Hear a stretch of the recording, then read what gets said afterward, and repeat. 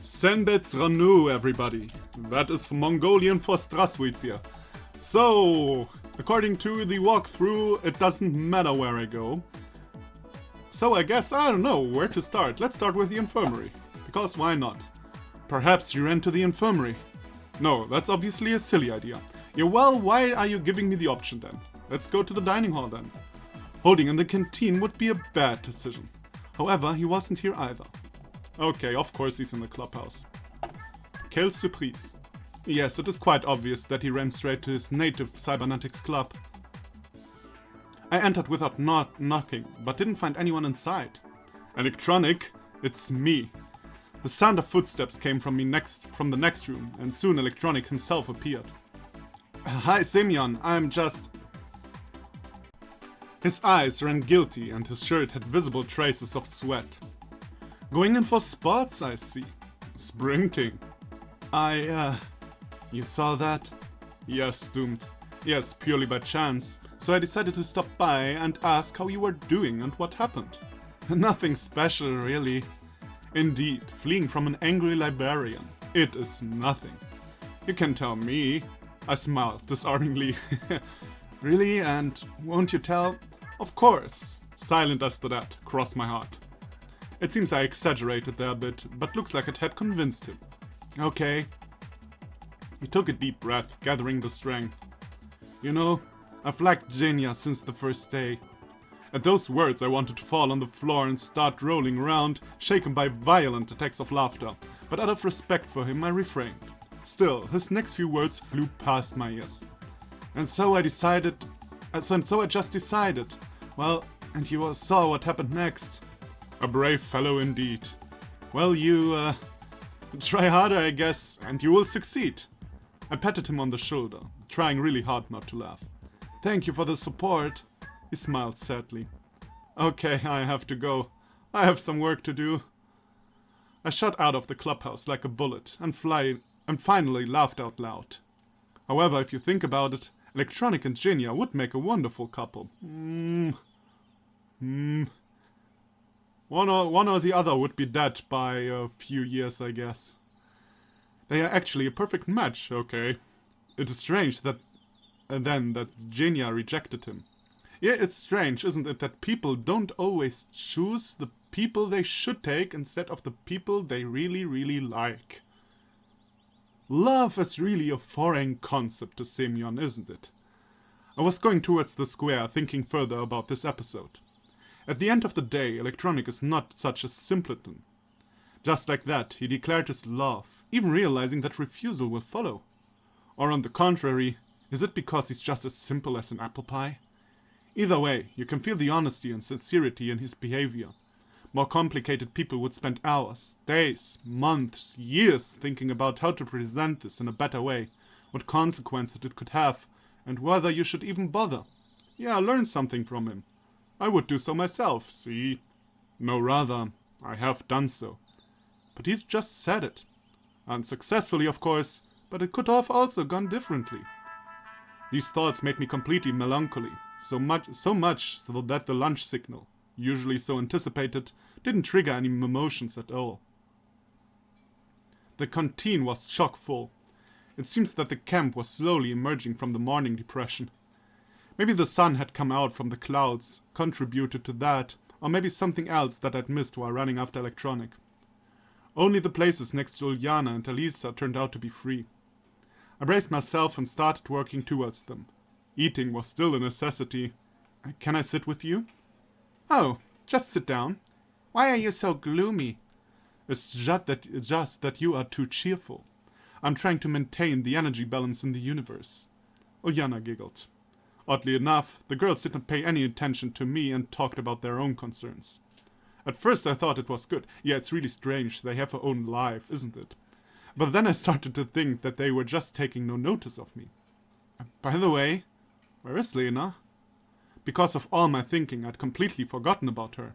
I don't know, Alisa answered absently. Has she still not appeared? As you can see. I took a look around the canteen, but didn't see her anywhere. And nobody has heard anything about her? No. Don't you find it strange? What's so strange? Maybe she's reading, maybe sleeping or something. Seems more like you're talking about yourself. It's none of your business, is it?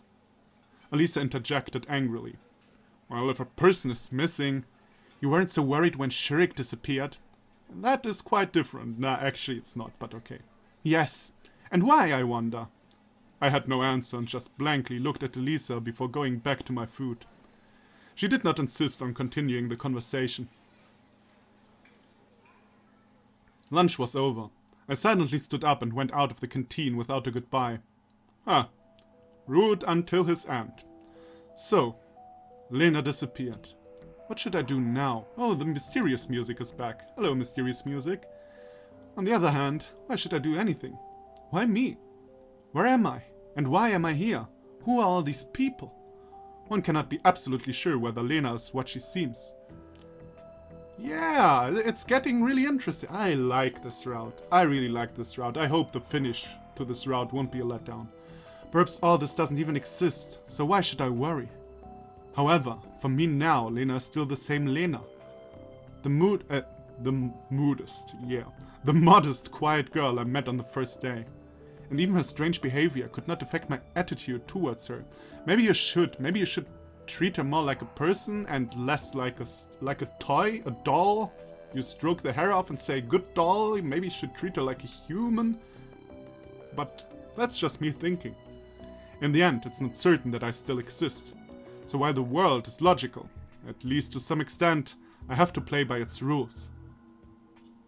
I quickly went to the camp leader's cabin.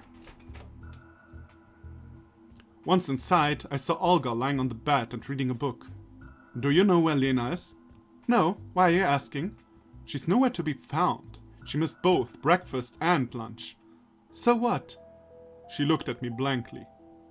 What do you mean, so what? When Shurik was gone, the whole camp was searching for him from the early morning. I don't understand you. There is something strange happening to the camp leader again. Aha! So it's in the... Yeah, I see where this is going. I mean, it's not that complicated where this is going. Obviously, it's the same scenario as when he asks, I don't know, where are we? The camp leader can't answer. It's the rules of the camp. Ooh. She was behaving absolutely incomprehensible, illogically. Do you think it's normal? So where is she now? I don't know, Olga replied calmly. This is too much. I started to lose my temper. Ask Miku. She's her roommate after all. Okay, that is a good point. That was a good idea, because obviously I would get no more answers here. Still, it was strange. I went outside, slammed the door, and went to look for Miku's and Lena's cabin. It was night that the orchestra girl had told me before where she lives, which is why I was at the door of the cabin a minute later. I should have knocked, but for some reason I couldn't. After a few deep breaths, I knocked on the door several times. Come in. I heard a familiar voice. Hi. Do you know where Lena is? No, I haven't seen her today. You're looking for her, right? Don't you think it is strange? By that time I had started suspecting everybody of hiding information about Lena's location, of conspiracy, of involvement in me being here, of Kennedy's assassination, and of hundreds of other terrible things. Well, you know, maybe I thought she went somewhere, and then I just got lost in doing things. Breakfast, music club, helping to clean, and then lunch, and then... Okay, I see. And what about yesterday? Was everything normal? Well, since you came late and immediately went to bed, I didn't even notice anything wrong. No chance of finding out anything here either. Thanks. I said abruptly and left. At that moment it seemed to me the missing Lena was the only living person in this pack of talking dummies, and I had to find her. However, it seemed almost impossible to do this alone, so I went for help. Who would be most willing to help me? Of course, Slavia. I decided that at this time she would be engaged in cleaning something. For example, the square. I don't believe she will help you. You know, you understand? The rules of the camp? So I went there. I want this to become a thing, the rules of the camp. That sounds so awesome. My sixth sense didn't let me down. Hi. Hey. Have you seen Lena? No. Why are you asking? Nobody has seen her since this morning. She was absent during breakfast, as well as during lunch. Strange. Well, at least she sees that it is strange. I also think this is, to put it mildly, strange. Can you help me find her? Well, I mean, it's strange, but it's not much more at this point. Oh, sorry. Maybe later. I've got cleaning here to finish. It was like a lightning strike. I took a few awkward steps back and ran away from this place. No, it was not her. It was as if somebody had replaced her. Not only her, but also the other inhabitants of the Kim. What is happening? The strangest thing is that it doesn't have anything to do with me, but with Lena. Maybe she came here the same way as I did. Exactly. That could be the reason why she behaves quietly most of the time. No, wait. But what about her knowing Alisa? No, something does not add up. Yeah, but still strange. My head was going to explode and I started to choke. After catching the breath, I looked around and found myself at the bus stop. I sat on the curb and covered my face with hands. If before nothing had really been up to me, but was going relatively smoothly, then now I was, as always, helpless, but the situation was totally different. Watching the battle fought from the side with no threat to your life and being on the hotspot without being able to help the ones you care about are two different things. Are you sleeping again? Oh no, you're just staring a hole into the sky. I was just sitting. Time passed and the sun began to fall. Probably dinner has already started. Although, what is the difference? I still don't want to eat. I stood up and trudged back to the camp on rubber legs. As always, the only thing left is to wait. Or you could just go look everywhere. That would be an option. I decided to go to the beach. While everybody was at dinner, I could sit quietly and think there. Though, what could I think about? Enough, maybe. However, my expectations were ruined. On the beach I met Jenia, which greatly surprised me. You also came here? She looked at me from behind her glasses. Do you think I'm not a human being? No, I don't mean that. Then what do you mean? Nothing. By the way, have you seen Lena? No. I see. What do you want from her? Well, nobody's seen her since yesterday evening. Do you think that somebody could get lost in this camp? She laughed loudly. Sure succeeded. That was a special case. Those guys are two peas in a pod, and you never know what to expect from them. I immediately remembered the morning incident. Tell me, why were you chasing electronic this morning? Jania got uncomfortable. It's none of your business. Just asking. Because he is a fool. She turned away after these words. Maybe you shouldn't be so strict towards him. Even to me it wasn't clear whether I'm defending electronic or just keeping the conversation going. Yeah, Simeon is a good friend. Then how else should I treat him? I'll give him a chance. You know, such an act requires lots of courage. You say it as if it is something special, some kind of achievement. Would you be able to do that yourself? I thought and answered after a while. I don't know. I haven't had the right moment yet. I hope you'll have it soon. Jenia said rudely and walked towards the canteen. I sat down on the sand and thought. True that. Electronic was able to say it, but can I do the same thing? That is the question. A big question. If I got the right moment, but which and when? It's always easier to think about something ephemeral to get ready for dozens of possible situations, to predict the following events for many steps ahead. But most of the time, it all goes differently. Even a small event is enough to ruin all your plans. Yeah, partially true, not 100%. And if you're not ready to do it at any time, whenever, under any circumstances, if you are ready only when everything is exactly as you had expected, it is unlikely you'd ever get anything worthwhile. That is true though. Therefore, the only correct answer to Jenia's question was no. Not an ambiguous, uncertain, half-hearted, or forced answer.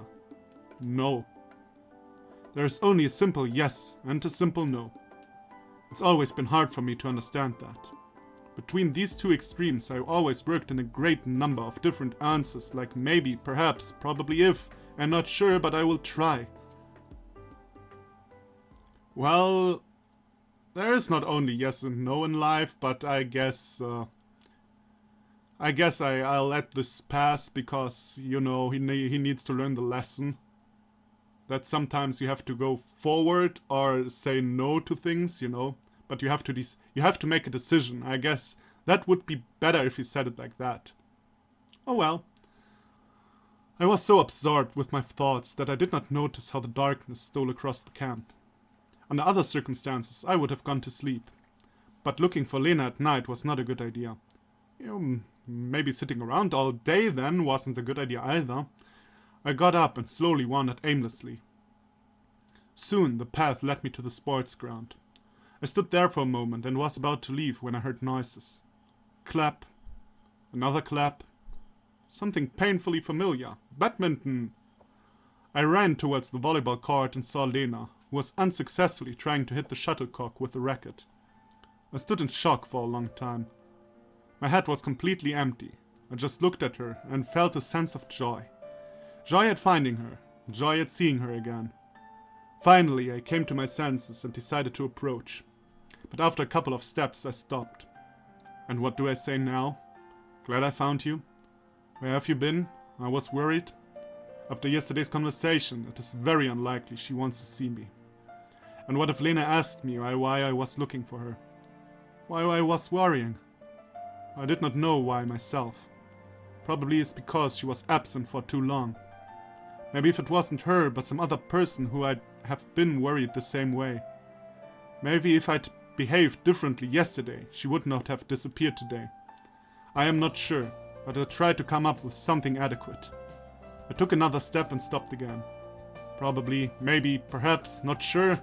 Again and again these words appeared in my mind, in my life, unconsciously, without my will. But why? For what purpose? I have to make a decision, once and for all. That's my boy. Go for it, man. Although, there are two simple words. Yes and no. Finally, it's all clear. I went to the court, approached Lena, smiled and said, "Hey." She turned and looked at me. "Hi." "You were absent all day." "Yes, I was walking around." Everything she said was quiet and calm, with no trace of embarrassment or shyness. With no emotions at all, in fact. "We worried about you." Though the only one who worried was me. "You shouldn't have." "But you can't. You can't just disappear like that." I tried to smile to make my words not sound like a reproach. "I don't think that anybody cares about that." "I care for one." "Why?" I read surprise in her eyes. Because it is not right." You're going the wrong way. No matter how I tried to be perfectly honest, it came out wrong. Yeah. Well, but at least he tried. Come on. I mean, he tried. "Ah, I see. Okay, I won't do this again." It seemed like this conversation was not interesting to her. Silence followed. "Come on, second chance." I just didn't know what else to say. Ah! And Lena seemed to be quite content with the silence. "Are you any good?" I finally said, pointing at the racket. "Not very." "If you aren't, No, I don't." She walked to the bench and put down her racket and birdie. "Okay." To tell the truth, I did not expect that response. "Want to look at the stars together?" Yes, of course."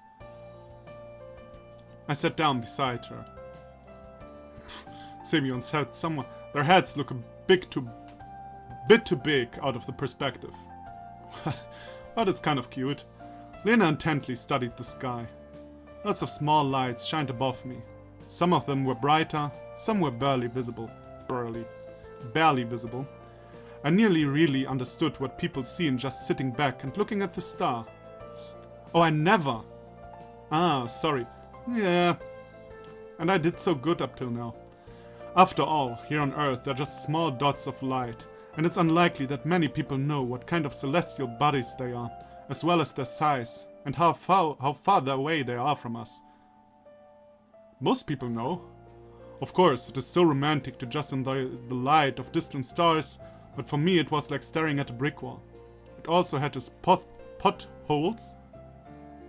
Okay, whatever that means. I mean a pot and a hole, but I don't know, in this context at least. Unevenness in the brickwork, patterns on the stone. A stellar sky in miniature. So, What do you see there? Stars, she said mysteriously with her head up. Yes, I know. I see them too. But what's so special about them? I don't know. It seems that they talk to me. There are other people there.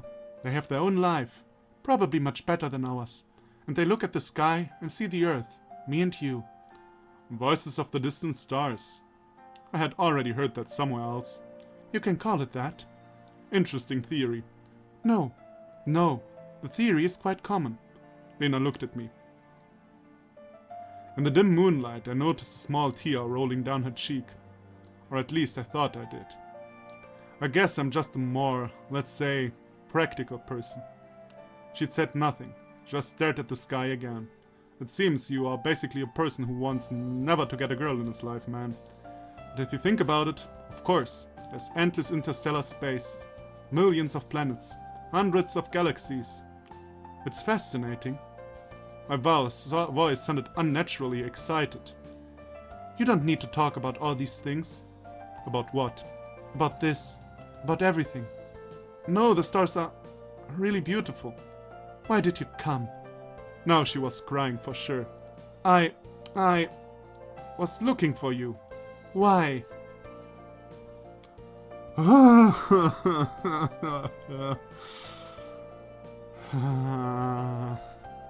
don't know why, I just was. You found me. Happy now? Well, I mumbled. Why didn't you go to Alisa? What does she have to do with it? Are you trying to say that it's not about her? Yes, that is exactly what I'm saying.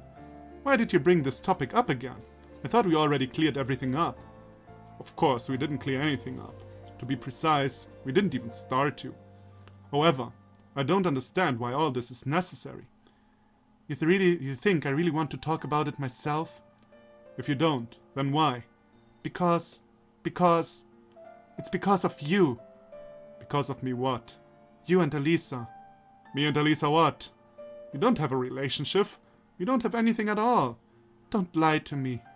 Lena turned away, sobbing quietly. Why is this so important to her?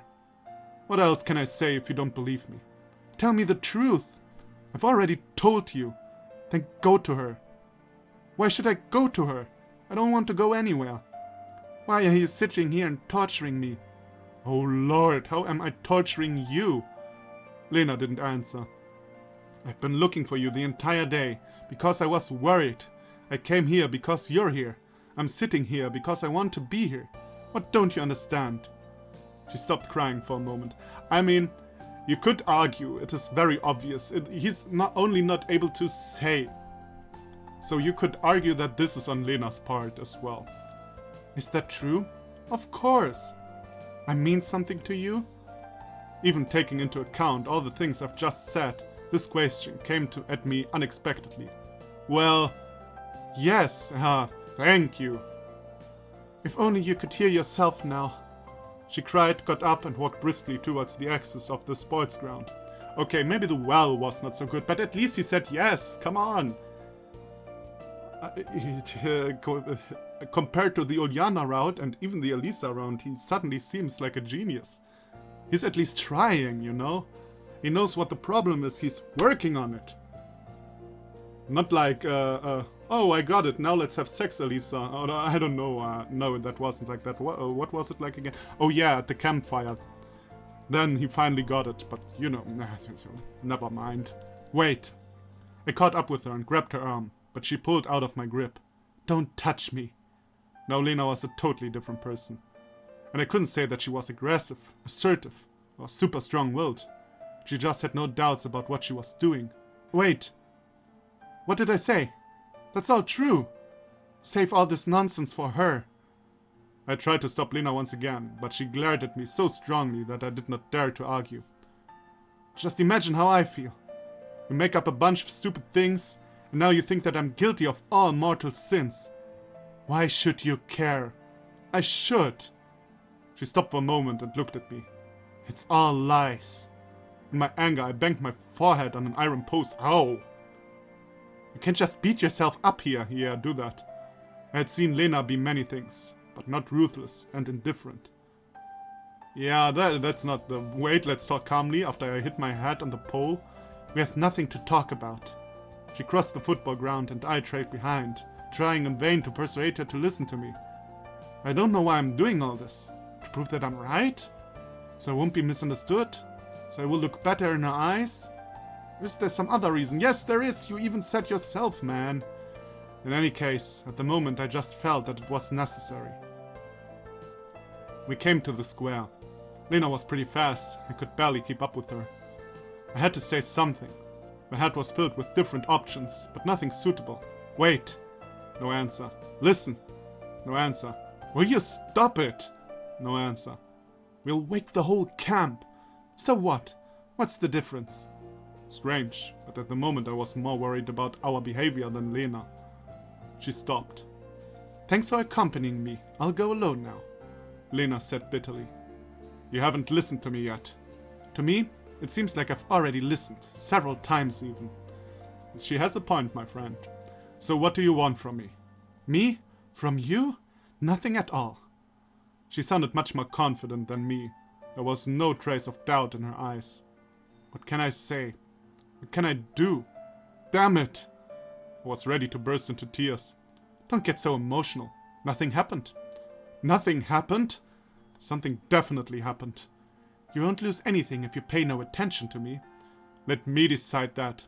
No, seriously. Why? There are many pleasant activities you could choose to do. Well, to be honest, I don't need it anyway. If you don't need it, why do you constantly mention Alisa? Lena's face changed. This is none of your business, get it? No, now it's my business. She looked at me as if she was ready to kill. Jesus. Why are you bothering me? You have her, so go to her. She won't refuse, I assure you. Lena started screaming. I can't because it's night. Her hair disheveled, her face flushed, and her eyes bloodshot. Jesus. Calm down, I won't go to her. Why would you even think so? Just see, I'm here now, and I'm not going anywhere. She seemed to calm down a bit. Of course. Well, not of course, actually. I did not see that coming. Ooh, interesting. What's going on here? I turned around and saw Alisa lazily chewing a bun. In the wrong place at the wrong time. This situation is a perfect example. I just froze in surprise, not knowing what to say. Oh, this is gonna be so interesting. But Lena was smarter. Time to pass him on. Catch. Alisa looked surprised. No wonder she hadn't heard the entire conversation. What? I said catch. Within a moment, Lena became like she was before, calm and unruffled. What should I catch?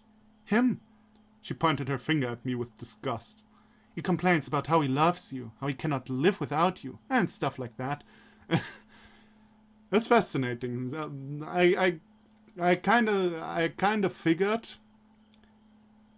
So Lena and Alisa are basically one coin with two sides, you know. Lena behaves normally in normal situations, but when the stress gets too big, she lets out her nasty side. And Alisa is nasty all the time, but when it's too much, she actually shows her real face. Both kind of show their real faces. I don't know. I phrased that badly, but I'm pretty sure you catch my cold. What? Alisa's eyes popped open wide. No, that is all wrong. Lena's just joking. I giggled nervously. Why? That's exactly what's happening. Listen, everything has its limits, I said quietly to her. Do you want there to be victims? Why? I already suggested to you you should go to her. I don't know what you're talking about here, but don't involve me. You don't know? Lena said it softly, but her voice had a trace of rage in it. The same thing again? Alisa looked at her, frightened. Listen, I understand that you but I don't know, really, not a single word, not even a single thought about him. I swear. You don't know? Whoa! I told you she would go at one point crazy. Ha!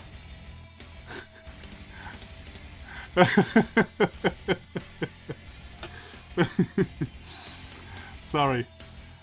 Kinda not expected that, but okay. Well, that happened. Lena jumped at her, and before I realized, smashed Alisa with a powerful right hook. Well, I'd understand a simple slap, but such a blow could break someone's jaw. Alisa collapsed and seemed to lose consciousness. What should I do? So, first of all, we save. And as I told you, we'll first do the bad ending. And I know what the bad ending is and what the good ending is. So if we do not interfere... Sorry if I'm spoiling you, but I told you from the beginning. We won't interfere, and this will lead to the bad end, I guess. I decided that whatever happens, it doesn't concern me. But on the other hand, how can I remain indifferent? That is a good question. Am I a real man? What are you doing? And ran over to the fallen girl and tried to figure out if she was alive at all. Are you completely out of your mind? If you want me to leave, to shut up, or to do anything else, fine. But this is turning into a completely madhouse. Maybe you need a straitjacket so nobody else will get injured. Lena stood, clenching her fists. Could even break your hand with such a blow. You don't understand anything. The tears welled up, flowing down her face, and she fled from the square. It seemed to me that I could still hear Lena sobbing while I was bringing Alisa around. Finally, she came back to consciousness. You alive? Are you okay? Alisa moved her jaw from the left to the right. I live. I helped her up. I told you about her. Well, that doesn't matter now. You have to get to the infirmary. It's too late for the infirmary. I'll have a good night's rest, and in the morning I'll go there. Okay, then I'll go with you. I can't refuse, Alisa said, trying to give me a smile. I wonder if the scene would have been the same if I did this, if I helped... I mean, in the end, he still tried to help Alisa. It's like, they just wanted you to make a decision. But the story is basically the same, you know. All the way we kept silent. She was probably not really able to talk, and I couldn't find the right words to say. All of this was a real shock for me. I found myself a mere spectator of a drama in which I just took on the main part. After the door closed behind Alisa, I stood for a long time and looked at her cabin. What should I do after all this? Fatigue overcame me. I had to sleep. I think Lena is now in a stage in which she is unlikely to adequately assess reality. Oh, most definitely. Completely broken, I fell down onto the bed and drifted to sleep.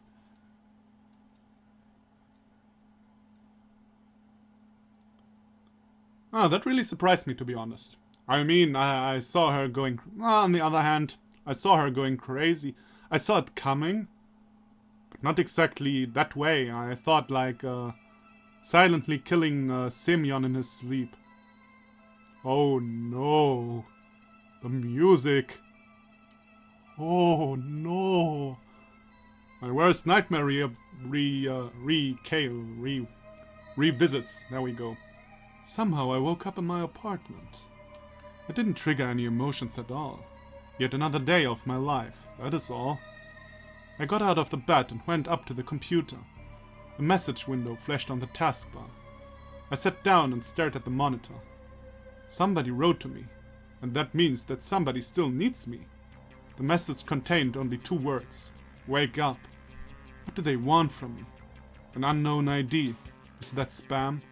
And what does it mean, wake up? I'm not sleeping anymore. The window still kept flashing. I tried to close it, but failed. Instead, yet another one popped up.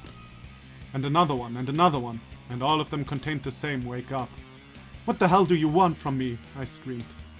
Soon the whole screen was blazing with identical messages. I couldn't bear it anymore, grabbed it and smashed it against the wall with all my strength. A phone rang. Strange, who could that be?